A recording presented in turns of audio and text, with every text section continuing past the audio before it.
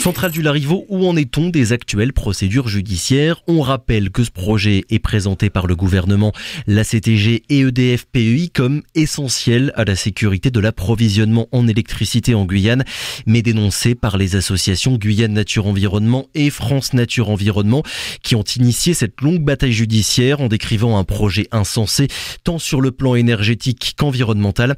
La semaine dernière, à Bordeaux, devant la Cour administrative d'appel, s'est tenue une nouvelle audience sur la question cette fois de l'autorisation environnementale. La décision est attendue dans les semaines qui viennent. Pour en parler, l'avocat des associations Mathieu Victoria est notre invité ce matin et par téléphone. Bonjour. Bonjour. Et merci d'avoir accepté notre invitation. Maître Victoria, on va déjà pour commencer essayer un peu de clarifier la situation, de faire le point sur l'avancée du dossier parce qu'on peut un petit peu s'y perdre.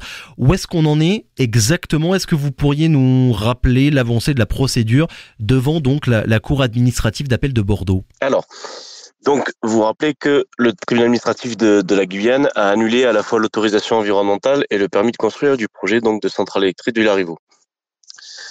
L'exploitant EDF PEI, l'État et la collectivité territoriale de Guyane ont fait appel de ce dossier, à la fois sur le fond dans le but d'essayer d'obtenir l'annulation des jugements rendus par le tribunal administratif de la Guyane et obtenir également le surseing à exécution de ces jugements dans l'attente des décisions de la Cour administrative d'appel de Bordeaux au fond. C'est une espèce de référé qui vise à faire suspendre les effets des jugements du tribunal administratif le temps que la procédure au fond aille à son terme devant la Cour. Actuellement, la Cour a prononcé 2 décisions de justice qui sont donc 2 surseings à exécution des jugements du tribunal administratif de la Guyane, à la fois sur l'autorisation environnementale et sur le permis de construire. Ces décisions ne lient pas le juge du fond, c'est-à-dire que c'est pas parce que un juge de la Cour administrative d'appel de Bordeaux a suspendu l'exécution, a surseillé l'exécution des 2 jugements du tribunal de Guyane, que derrière, au fond, la Cour administrative d'appel de Bordeaux va nécessairement annuler les décisions qui ont été rendues par le tribunal administratif de Guyane. C'est en cours, les procédures sont en cours. Actuellement, il y a eu une audience la semaine dernière, le 17 janvier, à la Cour administrative d'appel de Bordeaux concernant l'autorisation environnementale. On attend la décision et on est dans l'attente de l'audience concernant le recours relatif au permis de construire. D'ailleurs là-dessus, pour que tout le monde comprenne, est-ce que vous pourriez nous expliquer les différences entre le délibéré de la Cour administrative d'appel, ça c'était en octobre dernier, et la décision à venir? Sur le fond, ça veut dire quoi finalement? Non, c'est pas une question de fond. En fait, c'est une question de d'effet de la décision. La décision qui a été rendue par la Cour d'appel de Bordeaux en octobre, elle est relative au permis de construire. Il y a eu un surseing à exécution, c'est-à-dire qu'on a suspendu, si vous voulez, l'exécution du jugement du tribunal administratif de la Guyane, le temps que la Cour se prononce sur le fond. Donc en fait, c'est une espèce de jugement provisoire, le temps que la Cour statue de manière plus définitive. Oui, parce que l'affaire est jugée urgente. Voilà, c'est un peu l'idée. En tout cas, c'est comme ça que ça a été avancé par les appelants, par EDF et l'État qui ont soulevé le fait que c'était urgent de statuer de manière provisoire sur le jugement pour faire cette procédure accessoire, si vous voulez, à la procédure au fond. Donc, il y a eu ce surseing à exécution des 2 autorisations environnementales et permis de construire en 2022. Et là, maintenant, en 2023, il va y avoir les décisions de la Cour administrative d'appel sur le fond. Et ça, on est bien d'accord, c'est parce que quand l'État, EDF PEI et la CTG ont fait appel de la décision du tribunal, donc sur le permis de construire, ils avaient ajouté une demande de sursis, donc pour suspendre l'exécution d'annulation du permis. Et là, je parle du délibéré du mois d'octobre. Hein. Exactement. Et donc maintenant, il y a 2 jugements à venir, c'est bien ça, sur l'autorisation environnementale délivrée par la préfecture de Guyane à EDF et aussi sur le permis de construire. On est sur ces 2 facettes-là. Donc là, le 17 janvier dernier, à Bordeaux, il y a eu donc l'audience relativement à l'autorisation environnementale. On attend le délibéré. Et par contre, on est dans l'attente de l'audience concernant le permis de construire qui arrivera, j'imagine, dans les 6 premiers mois de l'année 2023. Donc il y aura 2 jugements différents sur ces 2 points-là. Voilà, oui, puisque ce sont 2 décisions différentes. Donc la Cour va prononcer 2 décisions différentes sur ces deux affaires. Oui, suite à l'audience de la semaine dernière, donc sur l'autorisation environnementale, le rapporteur public s'est prononcé en votre défaveur, c'est bien ça? Oui, en fait, oui. Il conclut donc à l'annulation du jugement du tribunal administratif de la Guyane considérant que selon lui, le préfet n'a pas commis d'erreur d'appréciation relativement à la dérogation espèces protégées. C'était l'argument qui avait été retenu par le tribunal administratif de la Guyane pour annuler l'autorisation environnementale, à savoir considérer que EDF et l'État n'avaient pas justifié de la recherche d'alternatives suffisantes relativement au projet, c'est-à-dire en gros d'autres terrains que celui du Larivot. Vous savez que donc il y avait deux options qui étaient possibles et nous on considérait qu'une était très sérieuse, c'était le terrain de Parc Avenir, donc dans la zone de Duncan-Técane. Donc le TS Guyane avait annulé en considérant que ça n'avait pas été suffisamment étudié. Et donc là, le rapporteur public conclut à l'annulation de ce jugement, considérant qu'il n'y a pas d'erreur manifeste d'appréciation de la part du préfet. Nous, évidemment, on conteste évidemment cette position et on attend donc que la Cour tranche. Vous avez commencé à en parler un petit peu, mais est-ce que juridiquement, vous pourriez nous rappeler vos arguments, votre position sur l'autorisation environnementale qui a été accordée et nous dire pourquoi, selon vous, elle est illégale ? Alors, selon nous, elle est illégale pour deux motifs principaux. Il y en avait un troisième, mais depuis qu'ils ont changé, vous savez, le mode d'utilisation par rapport aux biocarburants, il est plus accessoire, on va dire. Mais il y a deux motifs principaux, c'est par rapport au site qui est envisagé, à savoir donc le site du Larivot, qu'on considère que de grande richesse environnementale, et on estime qu'il y avait d'autres possibilités de réaliser la centrale sur d'autres terrains qui nous semblaient moins riches sur le plan environnemental. Donc nos deux principaux arguments, outre la question du réchauffement climatique, c'est donc la dérogation espèces protégées qu'on considère comme étant illégale du fait de l'absence de véritable recherche de solutions alternatives.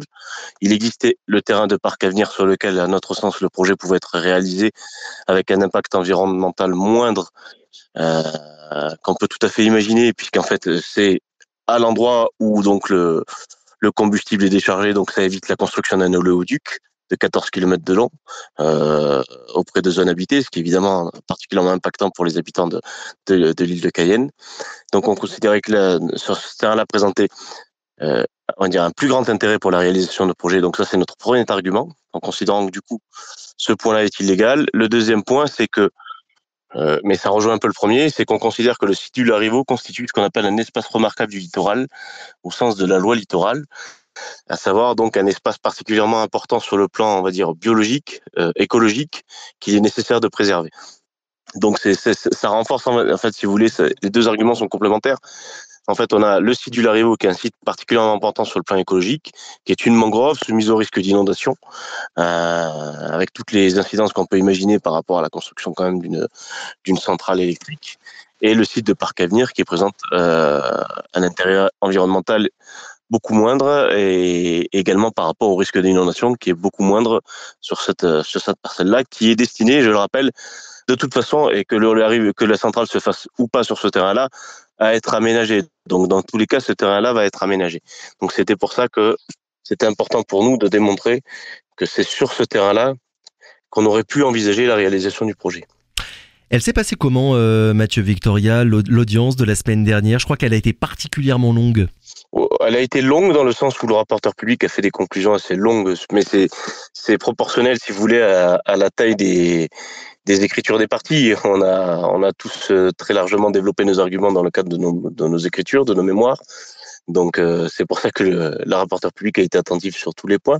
Donc elle a été particulièrement longue. On considère que l'audience s'est bien passée. On a fait valoir nos arguments. On a la possibilité de faire valoir une note en délibéré qui permettra de compléter nos arguments d'ici à la décision. Donc maintenant, on est dans l'attente de la décision de la Cour. Et vous vous attendez à ce que la Chambre suive les conclusions du rapporteur ?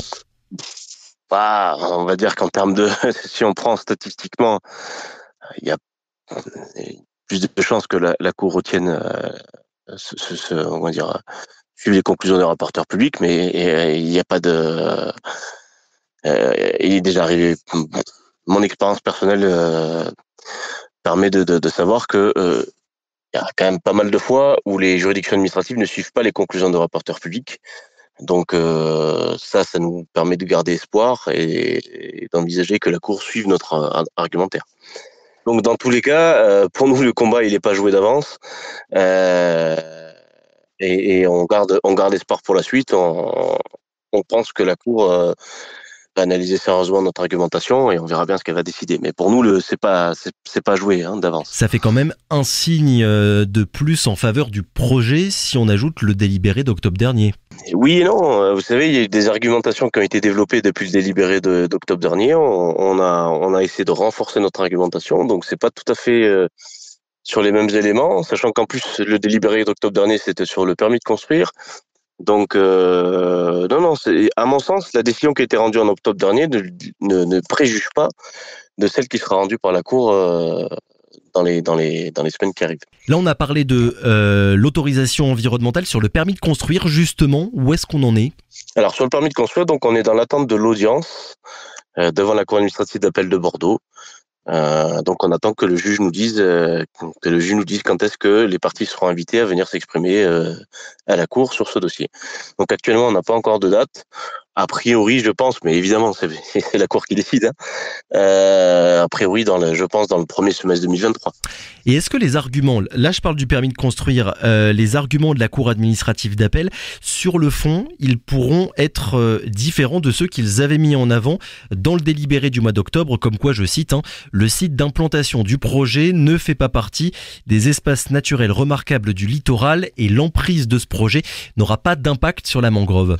Alors, en tout cas, on va faire tout pour essayer de démontrer que le site est un espace naturel remarquable du littoral, du fait de sa richesse écologique, de la présence d'espèces qui sont particulièrement protégées en Guyane, notamment le toucan toco, on va dire de la position privilégiée de ce site du Larivot qui se situe quand même aux confins de corridors écologiques extrêmement importants qui relient l'ensemble des mangroves de la presqu'île de Cayenne sur la rive de la rivière de Cayenne.